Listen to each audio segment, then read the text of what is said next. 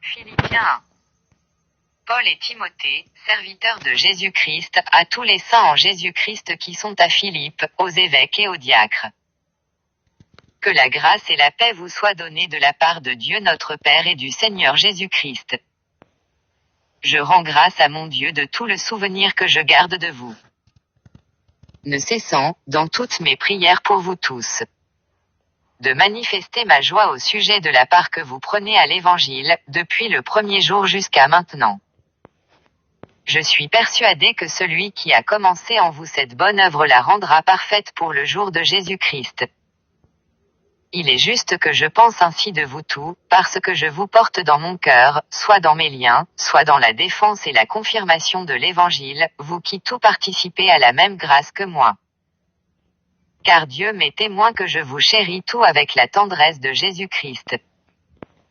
Et ce que je demande dans mes prières, c'est que votre amour augmente de plus en plus en connaissance et en pleine intelligence, pour le discernement des choses les meilleures, afin que vous soyez purs et irréprochables pour le jour de Christ, remplis du fruit de justice qui est par Jésus-Christ, à la gloire et à la louange de Dieu.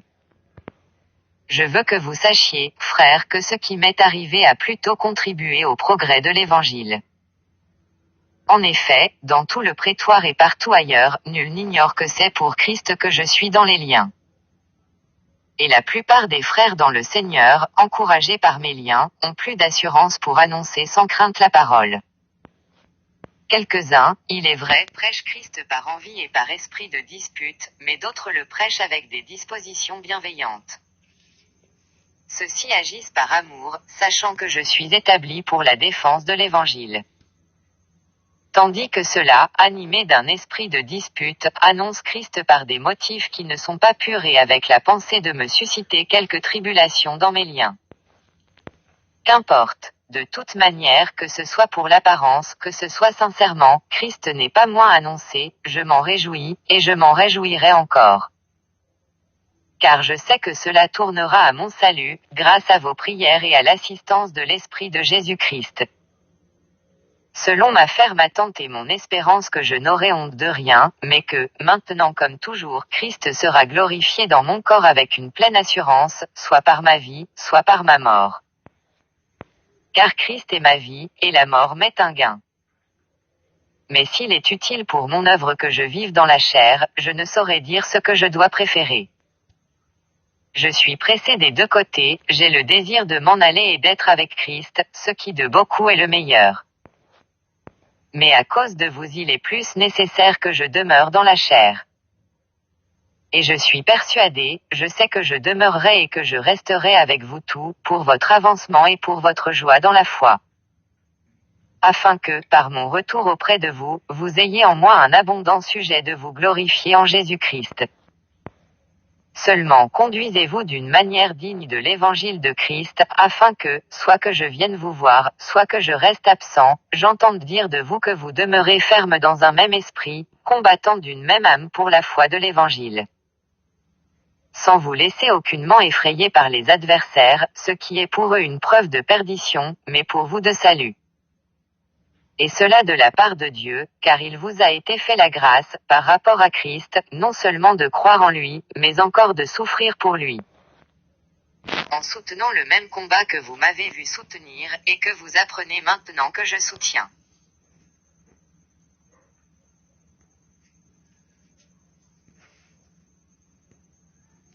Philippiens 2.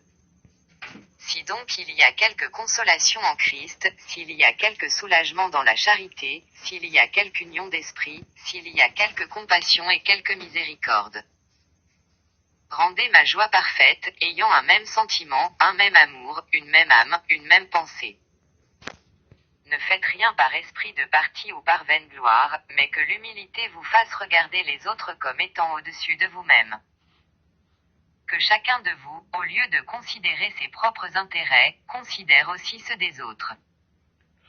Ayez en vous les sentiments qui étaient en Jésus-Christ, lequel, existant en forme de Dieu, n'a point regardé comme une proie à arracher d'être égal avec Dieu, mais s'est dépouillé lui-même, en prenant une forme de serviteur, en devenant semblable aux hommes, et ayant paru comme un simple homme. Il s'est humilié lui-même, se rendant obéissant jusqu'à la mort, même jusqu'à la mort de la croix. C'est pourquoi aussi Dieu l'a souverainement élevé, et lui a donné le nom qui est au-dessus de tout nom. Afin qu'au nom de Jésus tout genou fléchisse dans les cieux, sur la terre et sous la terre.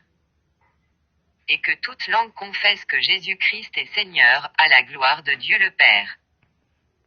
Ainsi, mes bien-aimés, comme vous avez toujours obéi, travaillez à votre salut avec crainte et tremblement, non seulement comme en ma présence, mais bien plus encore maintenant que je suis absent. Car c'est Dieu qui produit en vous le vouloir et le faire, selon son bon plaisir. Faites toutes choses sans murmure ni hésitation. Afin que vous soyez irréprochables et purs, des enfants de Dieu irrépréhensibles au milieu d'une génération perverse et corrompue, parmi laquelle vous brillez comme des flambeaux dans le monde. Portant la parole de vie, et je pourrais me glorifier, au jour de Christ, de n'avoir pas couru en vain ni travaillé en vain. Et même si je sers de libation pour le sacrifice et pour le service de votre foi, je m'en réjouis, et je me réjouis avec vous tous. Vous aussi, réjouissez-vous de même, et réjouissez-vous avec moi. J'espère dans le Seigneur Jésus vous envoyer bientôt Timothée, afin d'être encouragé moi-même en apprenant ce qui vous concerne. Car je n'ai personne ici qui partage mes sentiments, pour prendre sincèrement à cœur votre situation. Tous, en effet, cherchent leurs propres intérêts, et non ceux de Jésus-Christ. Vous savez qu'il a été mis à l'épreuve, en se consacrant au service de l'Évangile avec moi, comme un enfant avec son père. J'espère donc vous l'envoyer dès que j'apercevrai l'issue de l'état où je suis.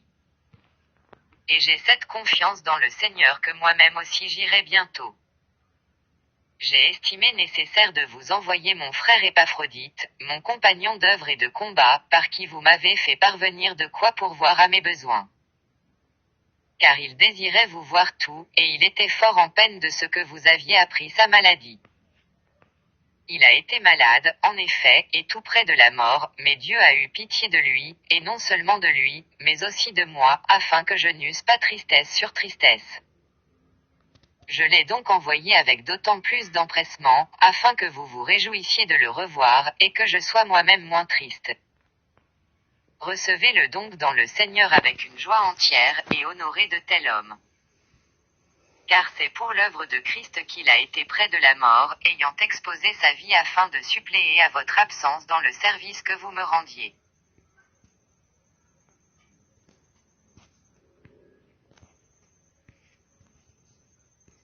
Philippiens 3.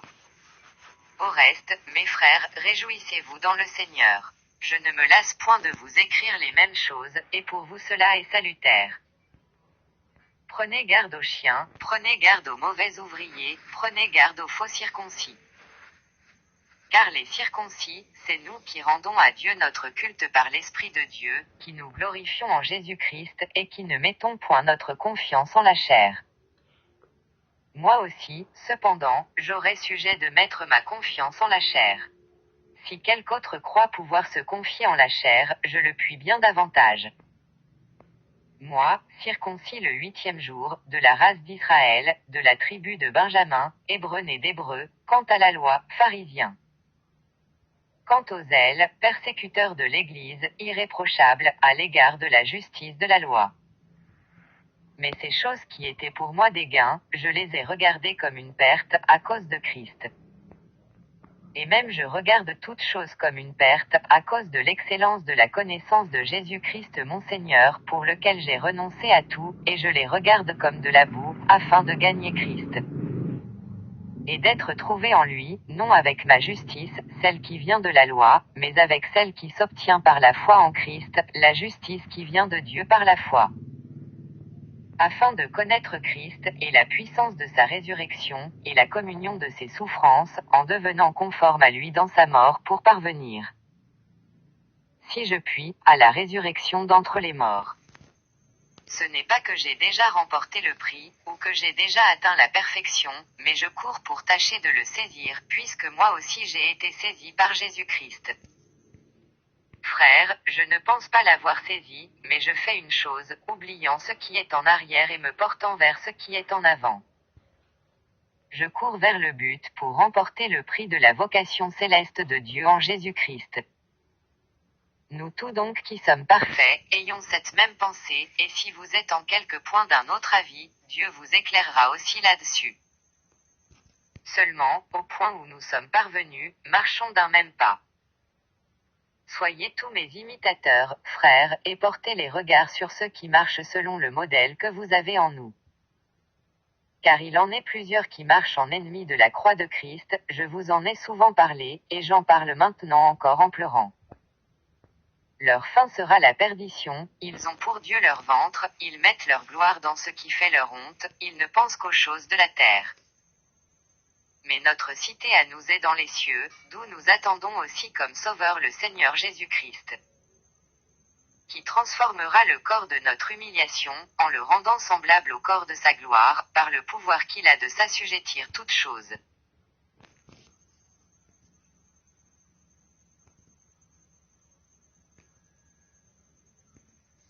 Philippiens 4. C'est pourquoi, mes bien-aimés, et très chers frères, vous qui êtes ma joie et ma couronne, demeurez ainsi fermes dans le Seigneur, mes bien-aimés. J'exhorte Évodie et j'exhorte Syntyche à être d'un même sentiment dans le Seigneur.